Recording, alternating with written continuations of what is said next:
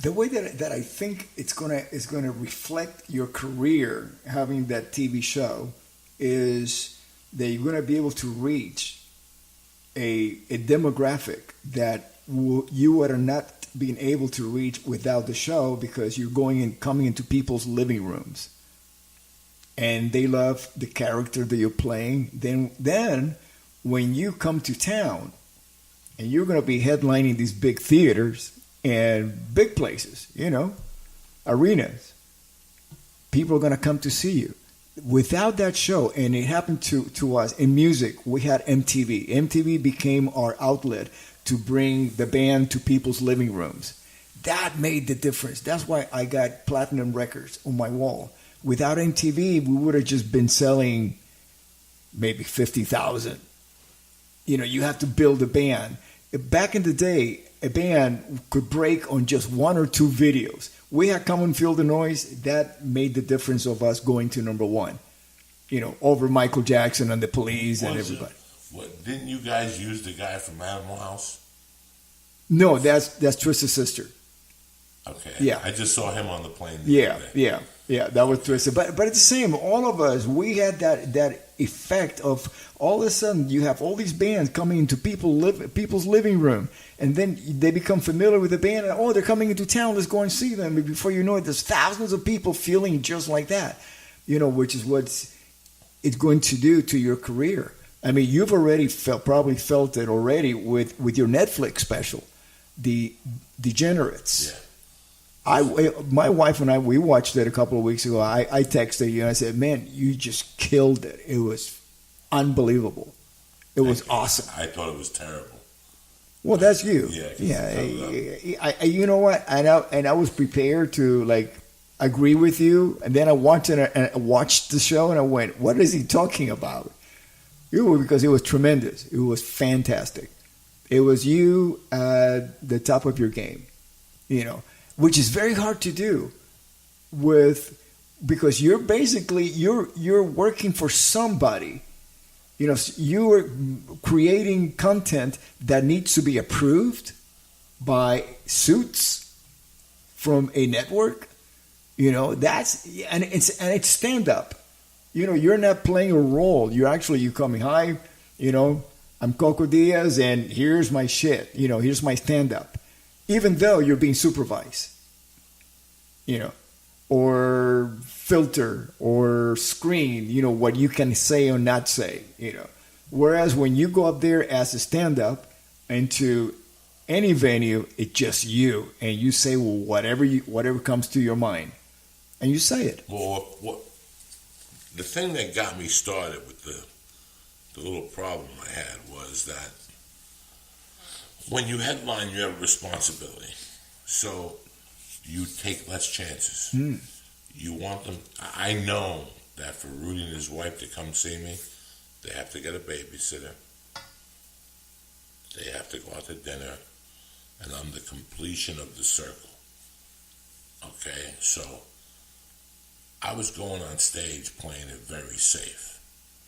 For the last 2 years, I've been playing it very safe. And after I shot the Netflix special and I went through my little psychosis for a few weeks, I decided that was it. Number one, I'm not going anywhere else but the Comedy Store. Just like Sam did. That's where you belong. I belong at the Comedy Store, nowhere else. Because the Comedy Store is where they taught me to be free. I felt on the Netflix performance that, yes, it had some good points, but I wasn't free. That bothered me. I wasn't free like Sam Kennison was. So and today, Sam would be more significant than he was then because he was such a social interpretator. The bit about nothing grows out there because it's all fucking sand. It's a sad fact, but it's true.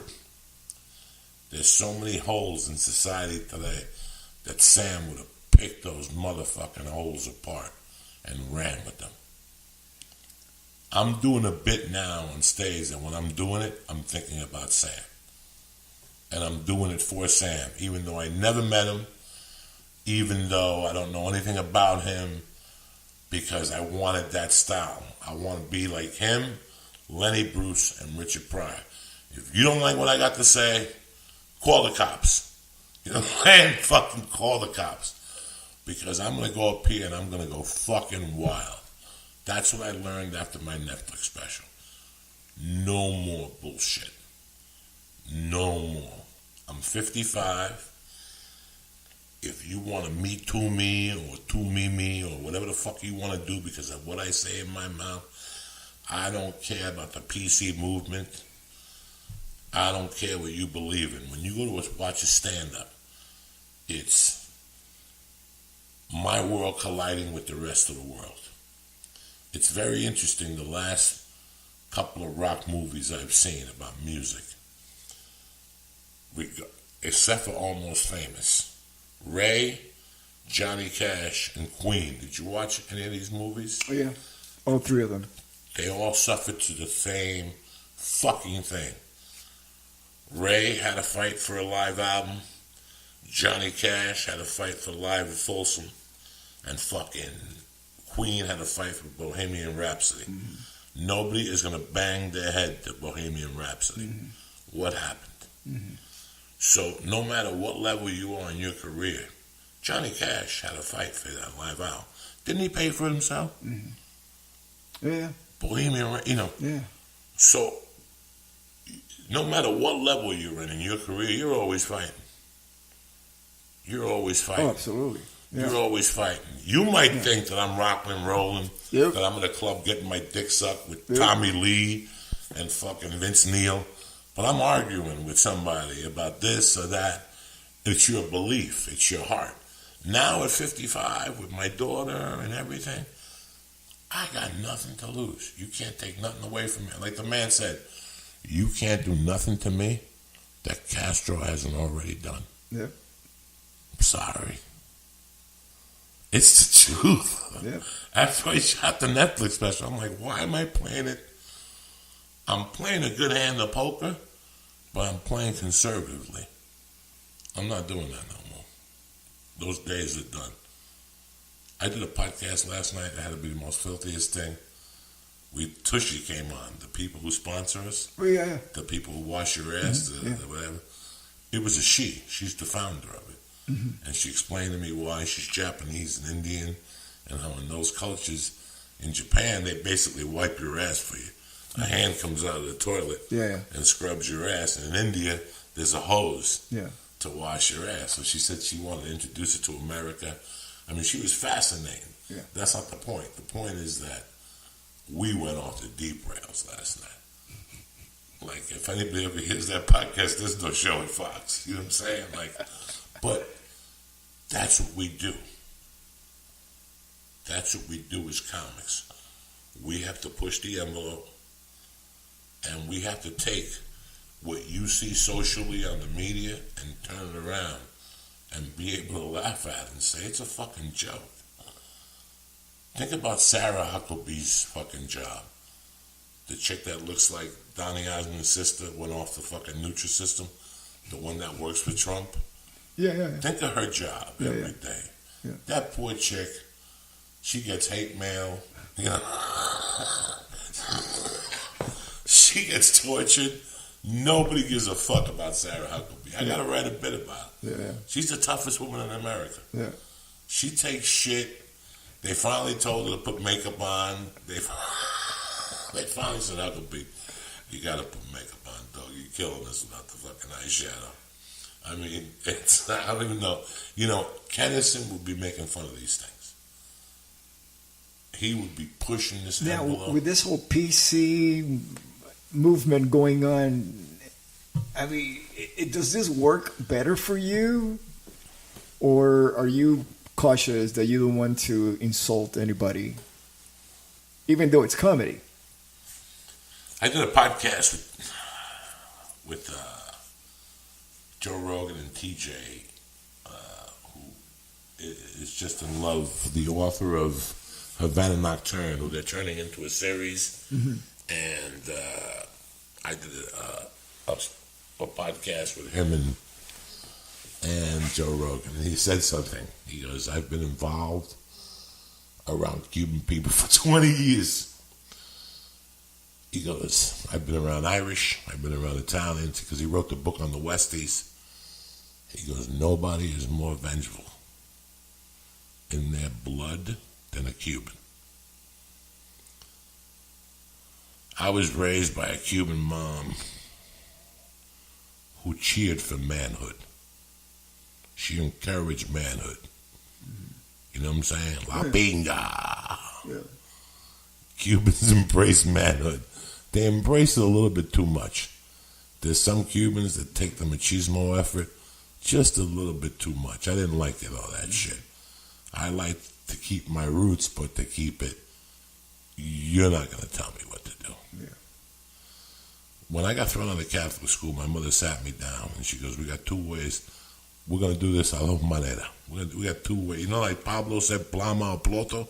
What was Pablo? What would he say to you? Plata or plomo. Those are the options, dog. You're either going to take the envelope or I'm going to shoot you. What do you want to do? My mother told me, we could either do this your way or we could do this my way.